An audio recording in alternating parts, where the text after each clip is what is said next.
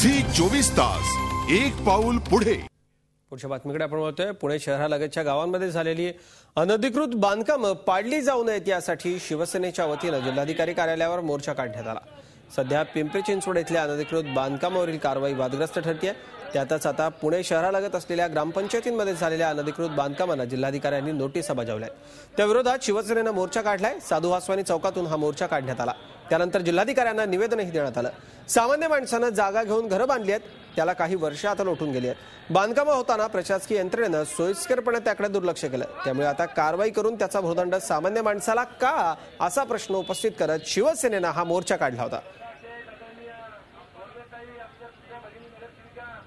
घरं जी आहेत ती सर्वसामान्यांची आहेत, नोकर वर्गाची आहेत, शेतकऱ्यांची आहेत आणि गरजेनुसार यांनी घरं बांधलेली आहेत। रोड वायडिंगमध्ये असेल तर आम्ही निश्चित ती घरं काढूया, पण रोड वायडिंगमध्ये नसल्यानंतर ठाणे, उल्हासनगर, तुमचं कल्याण, पुणे शहरामध्ये जी गुंठेवारी कायदा आपण चालू केला, त्या गुंठेवारीच्या कायद्यामध्ये बसून थोडा दंड आकारून ही घरं कायदेशीर केली पाहिजे।